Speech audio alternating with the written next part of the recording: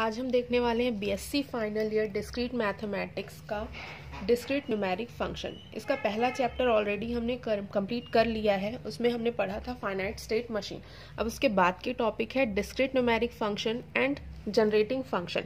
तो पहले हम देख रहे हैं डिस्क्रीट न्यूमेरिक फंक्शन। तो हम पहले इसका डेफिनेशन देखते हैं। एक विविक्त संख्यात्मक फलन f such that whole number to real number से वास्तविक संख्याओं के समुच्चय r में एक फलन है। मतलब कि ऐसा फंक्शन जो कि होल नंबर से रियल नंबर पे इमेज बना रहा है। मतलब इमेज जो है वो किस पे बनेगी, होल नंबर से रियल नंबर पे। तो ऐसा जो फलन बनेगा वही कहलाएगा हमारा विविक्त संख्यात्मक फलन या डिस्क्रीट न्यूमेरिक फंक्शन। अब हम इसके लिए इमेज बना के देख लेते हैं कि कैसे बनेगा। यहाँ पे हमने एक सेट ले लिया होल नंबर्स का और दूसरा सेट ले लिया है रियल नंबर का।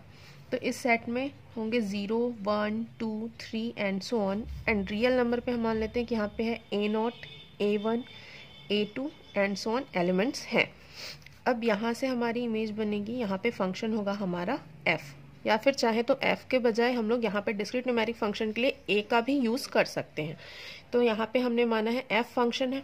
तो यहाँ पे इमेज कैसे बनेगी, f0 के लिए f0 इक्वल्स टू A0, दूसरा 1 के लिए 1 की image f1 equals to A1, दूसरी f2 इक्वल्स टू A2।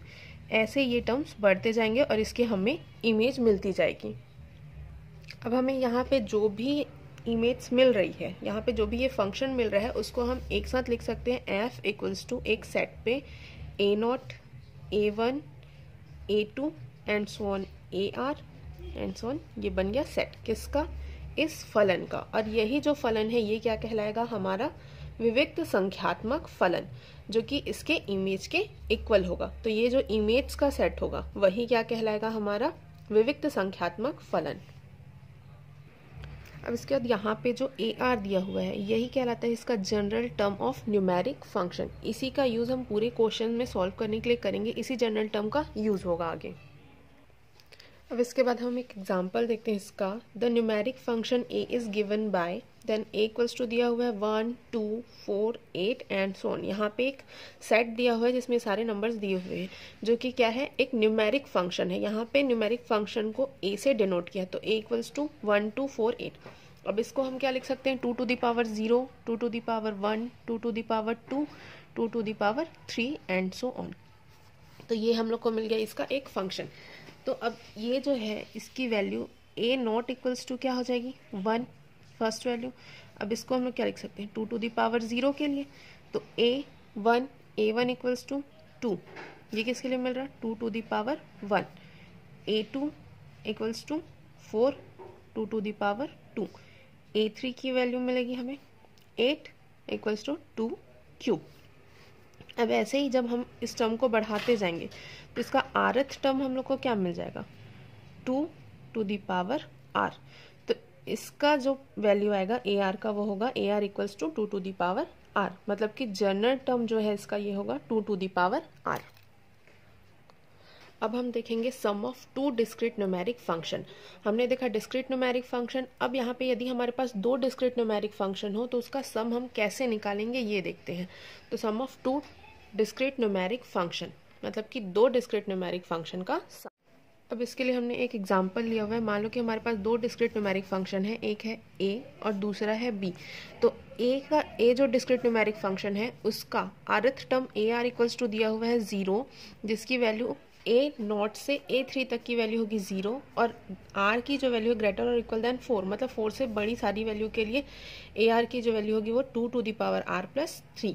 और दूसरे न्यूमेरिक फंक्शन b की rth टर्म होगा BR equals to 2 to the power 2 minus 3 to the power R, जो कि 0 टू 2 के लिए होगा।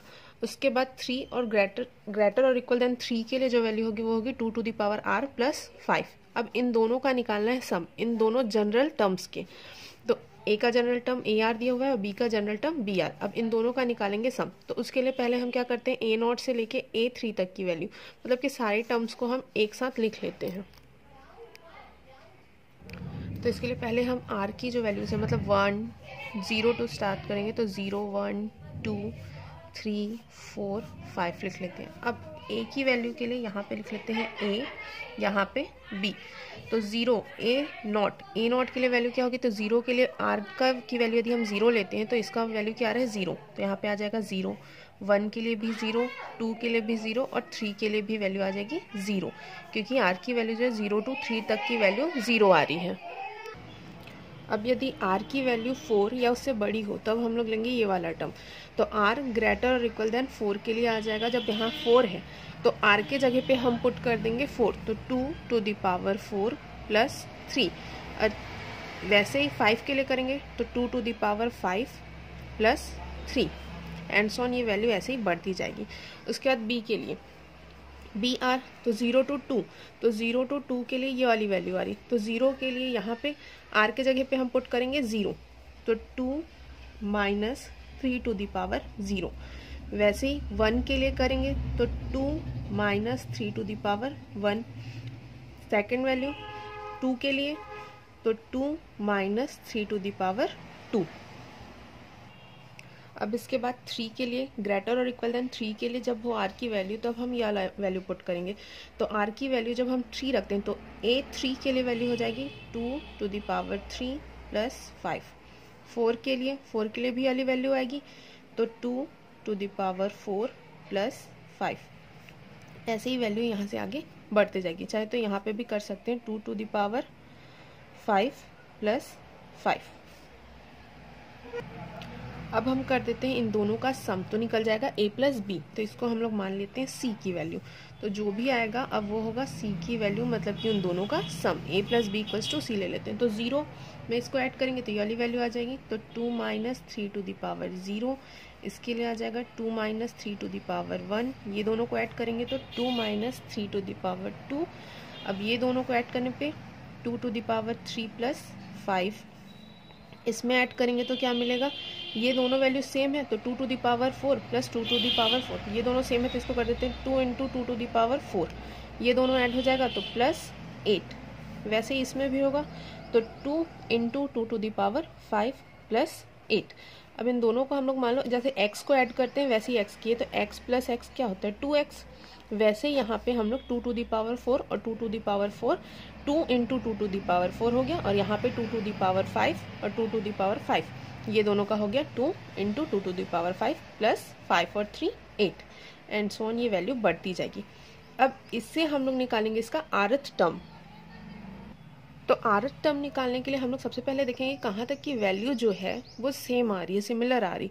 तो जैसे कि यहाँ पे आ रहा है 2 minus 3 to the power 0, 3 to the power 1, वैसे ही 2 माइनस 3 to the power 2 कहाँ तक आ रहा है 0, 1 और 2 के लिए, मतलब कि 0 to 2 तक की वैल्यू जब हम लोग r की लेंगे तब ये वैल्यू जो है वो सेम आएगी। तो इन तीनों में इसको हम लोग लिख सकते हैं 2 minus 3 to the power r, जब वैल्यू क्या हो r की 0 से 2 के बीच में, तो ये निकल गया। अब उसके बाद ये तीनों वैल्यू तो सिमिलर थी, ये एक ही वैल्यू है जो कि एकदम डिफरेंट है। तो a3 की वैल्यू ये वाली आ जाएगी 2 to the power 3 प्लस 5, मतलब कि 13। तो ये 13 आ जाएगा सिर्फ r इक्वल्स टू 3 के लिए। अब इसके बाद की सारी वैल्यू जो है वो पूरी सिमिलर आ रही, तो ये किस फॉर्म में आ रही, 4 के लिए ये आ रही, 5 के लिए ये वाली वैल्यू आ रही, तो 2 into 2 to the power r के फॉर्म में लेंगे तो इसकी वैल्यू आ जाएगी 2 into 2 to the power r plus 8 के फॉर्म में।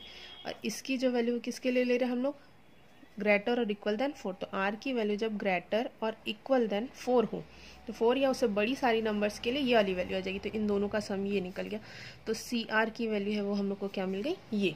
तो इन दोनों का दो का सम जो है A और B का क्या मिल जाएगा, ये वाला।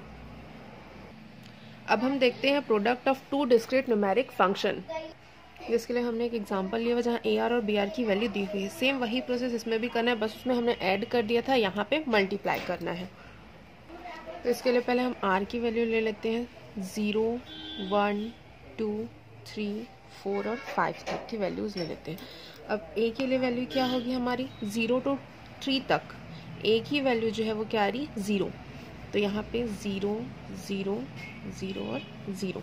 3 तक की वैल्यू पूरी 0 आ जाएगी। 4 के लिए क्या आ रहा, जब r की वैल्यू जो है ग्रेटर और इक्वल देन 4 हो तो 2 टू द पावर 4 प्लस 7 कर देंगे, 4 प्लस 7। वैसे ही 5 के लिए 2 टू द पावर 5 प्लस 7 आ जाएगा। फिर अब b के लिए लेंगे तो b के लिए वैल्यू क्या आ रही, 0 टू 2 तक के लिए ये वाली वैल्यू रखनी, तो 2 माइनस 3 टू द पावर 0, ये हो जाएगा 2 माइनस 3 टू द पावर 1। 2 तक करनी है तो 2 माइनस 3 टू द पावर 2। अब 3 के लिए यहाँ से वैल्यू क्या है, ग्रेटर और इक्वल देन 3 के लिए ये वाली वैल्यू बोल रहा है, तो 3 के लिए ये पुट करेंगे तो 2, r के जगह पे 3 पुट करेंगे तो 2 इंटू 3 प्लस 3। 4 के लिए भी 2 इंटू 4 प्लस 3, यहाँ पे 2 इंटू 4 प्लस 3 आ जाएगा एंड सो ऑन। अब इन सब का मल्टीप्लाई कर देंगे तो हमको क्या मिल जाएगा, c की वैल्यू, मतलब कि a into B equals to C. अब इन दोनों का मल्टीप्लाई करेंगे, 0 से मल्टीप्लाई करेंगे तो वैल्यू हो जाएगी 0, ये भी 0, ये वाली वैल्यू भी 0 और ये भी 0, मतलब कि 3 तक की पूरी वैल्यू हमको 0 0 मिल रही। अब 4 के लिए क्या मिल रही, जब r की वैल्यू 4 हो तो 2 to the power 4 plus 7 into 2 into 4 plus 3। अब वैसे नेक्स्ट इन दोनों का मल्टीप्लाई करेंगे तो क्या मिल जाएगा, 2 to the power 5 plus 7 into 2 into 4 plus 3। तो ये वाली वैल्यू ऐसे इसी सीक्वेंस में बढ़ती रहेगी। तो अब हम यहाँ से देख सकते हैं कि r की वैल्यू 0 से 3 तक की सेम आ रही है 0, तो 0 मिलेगी वैल्यू कब हमको, जब हम r की वैल्यू क्या ले रहे हैं, 0 से 3 तक की वैल्यू, तो ये मिल रहा 0। उसके बाद ग्रेटर और इक्वल देन 4 के लिए जब r की वैल्यू क्या हो, ग्रेटर और इक्वल देन 4, तब ये वाला टर्म मिल रहा। तो हम इसके जगह पे क्या लिख सकते हैं, जैसे कि यहाँ पे r के लिए क्या था 4 और यहाँ पे भी r के जगह पे 4 और ये वाला टर्म ही चेंज हुआ है, बाकी कोई टर्म चेंज नहीं हुआ, तो यहाँ पे 4 के जगह पे आ गया 5 और इसमें भी 4 के जगह पे यहाँ पे आ जाएगा 5। तो ये हो जाएगा 2 इंटू 4 प्लस 3। तो यहाँ हम लोग लिख देंगे 2 to the power r plus 7 into 2r plus 3। तो ये मिल गई हमें सी आर की वैल्यू, मतलब कि A R into B R equals to C R. तो ये हो गया product of two discrete numeric function. तो यहाँ पे हमारा कंप्लीट होता है discrete numeric function, sum of two discrete numeric function हो गया और product of two discrete numeric function. तो यहाँ तक आई थिंक आप लोगों को समझ में आ गया होगा product of two discrete numeric functions. अब इसके बाद का टॉपिक हम